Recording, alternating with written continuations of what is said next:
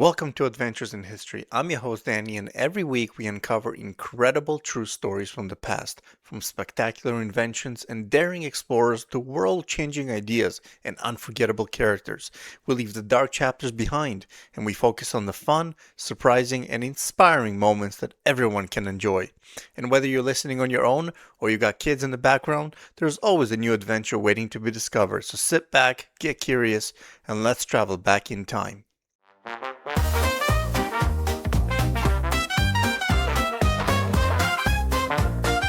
Now imagine you are standing on a bustling sidewalk in New York City and the year is 1927. It's Thanksgiving morning and the wind's really cold and you're all bundled up, right? You've got a hot chocolate or an apple cider and you're just looking down this really long street. You're probably expecting like a marching band, maybe some horses, but instead, bobbing towards you is something that is literally 3 stories high and it's just blocking out the sun. All of a sudden, you see a massive Felix the cat, and everyone on that street, including you, is stunned. And this really happened. It wasn't a statue, it wasn't, like a wooden cat or a wooden float. It was a completely new style of entertainment invented by basically one man. And up until that moment, literally no one on earth had ever seen anything quite like it. Today, we're going to be talking about a guy with this really strange obsession for tiny toys, how he potentially stole secrets, and how he got involved with actual live roaring animals at a parade. And he ends up coming up with one of the wildest fake hoaxes in history. All of this coming up next. And we need to start at the beginning because Tony Sarg's early life is fascinating. He was born in 1880 in Guatemala. His father was a German diplomat. His mom was English. And by the time he turns 14, he gets sent away to a highly strict military academy back in Germany.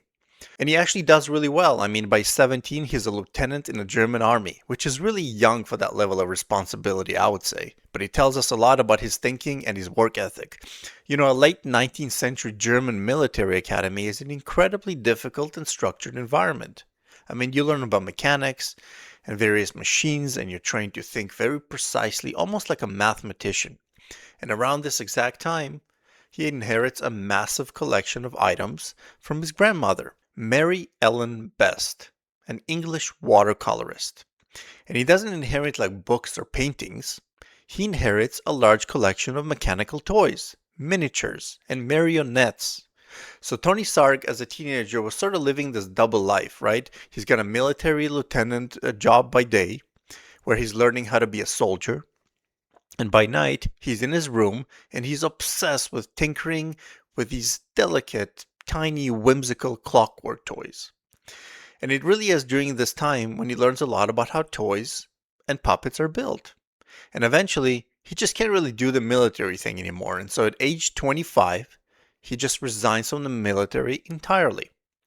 He packs his suitcase with all of his clothes and his puppets, and he moves to London. And he decides he's going to become an illustrator. And this is where we enter our next part of the story, and we meet a man who is going to change Tony's life in a huge way. So Tony is enjoying his life. He's working as an illustrator and a cartoonist, and that's where we meet our second character of the story. And this man is basically like a rock star. I mean, this man is a famous puppeteer. He puts on an amazing puppet shows at amazing large theaters. He's living the life, right? This man is Thomas Holden. And if you don't know who Thomas Holden is, you're about to find out because our main character, Tony Sarg, decides, I'm going to learn everything about puppets from Mr. Holden. But Mr. Holden was super secretive. I mean, the stage was entirely draped to hide the operators. Nobody in London, or even in the broader theaters community for that matter, understood how he put his shows together. So people just watch this carved wooden block look like it's naturally walking and breathing and dancing. And they have no idea how it's happening. So Tony Sarg can't just walk up to him and ask him how it works. He decides to do the next best thing.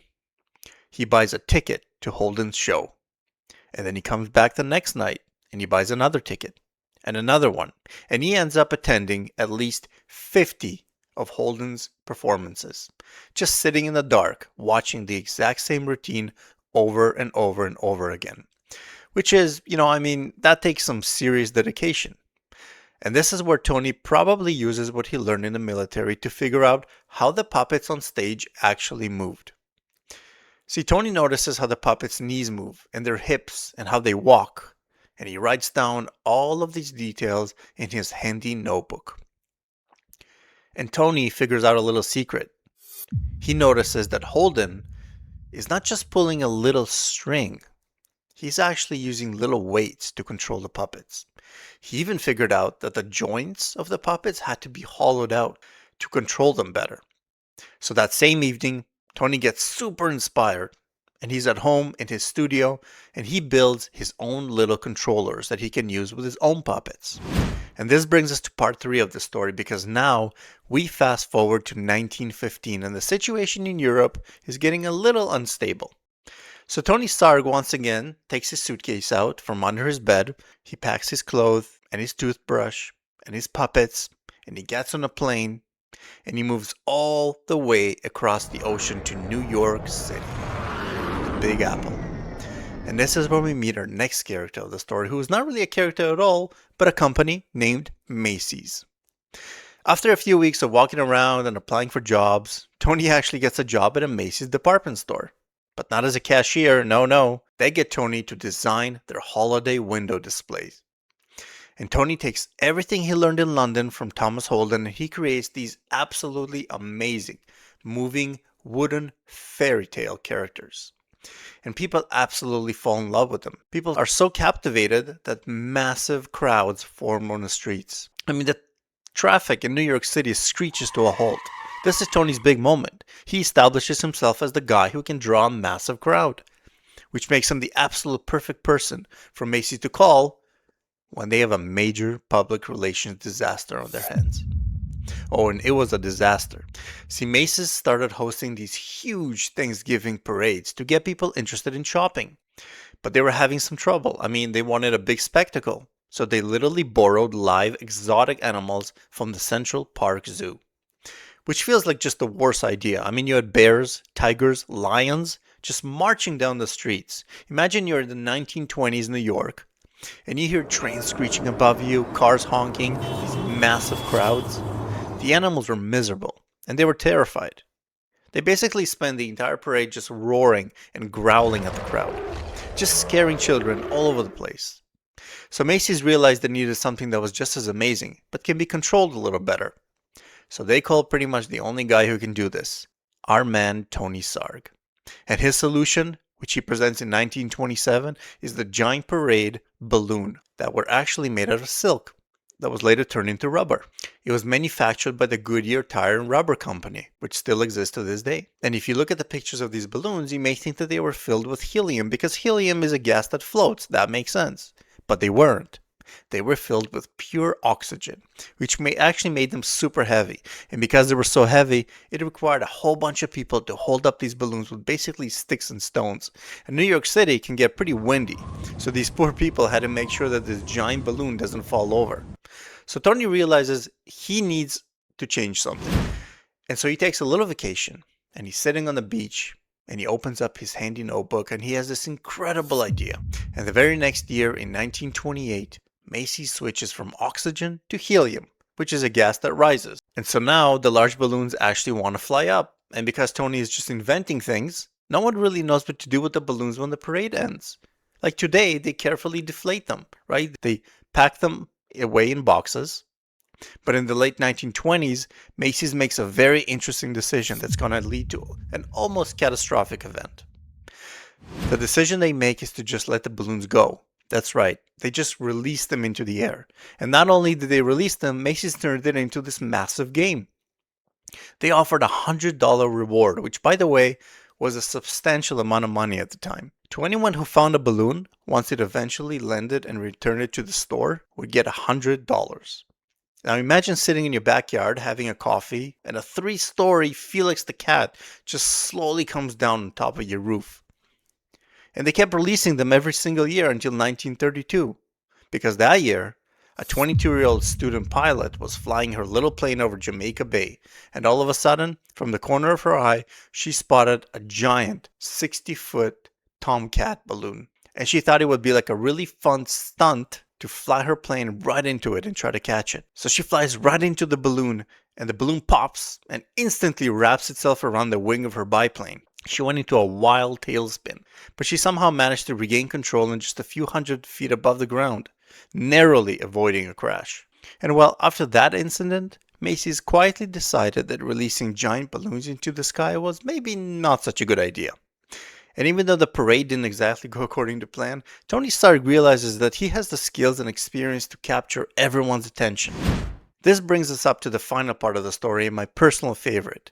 See, we've already established that Tony Sarg loved to create large spectacles and get people's attention.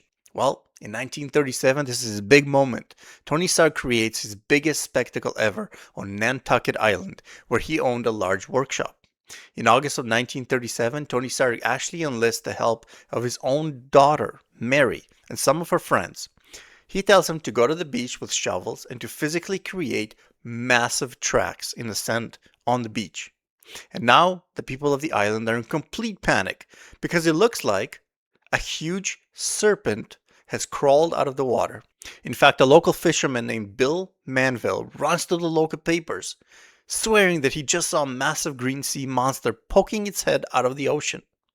So a bunch of newspapers and journalists rush to the beach of Nantucket Island, and they publish a whole bunch of photographs to show the tracks of this massive sea animal coming out of the water. Finally, after a few days of everyone being in suspense, the Nantucket sea serpent makes an appearance on the shore. It is 120 feet long, it has giant, sharp teeth, it is bright green, and of course, it is a massive inflatable balloon designed by the man himself, Tony Sarg. It's like the 1930s equivalent of a viral marketing campaign. And this really cemented Tony Sarg as a very important man in the entertainment industry. He goes on to be involved in commercials, he paints huge murals in New York City, and designs a bunch of things at the 1939 World's Fair. And Tony actually acted as an important mentor to so many creators and engineers. In fact, a man by the name of Bill Baird, who worked under Tony on the Macy's parade, went on to create the famous marionette puppets in the movie The Sound of Music. So the next time you watch a Thanksgiving parade on TV, just know that it is possible only because of Tony's big impact. I mean, Tony Sarg lived an incredible life. He is a man who once famously said, "The only excuse for working hard is liking it." The trick is to fool the world into paying you to do something that's fun. So look around your own life today. What can you do that is so fun and the world will pay you for it? Thank you so much for being here. It means a lot. If you know anyone who will enjoy this podcast, please share it with them. It would mean the world to me. Talk to you next time when we explore how one cylindrical tube made people walk into literal walls.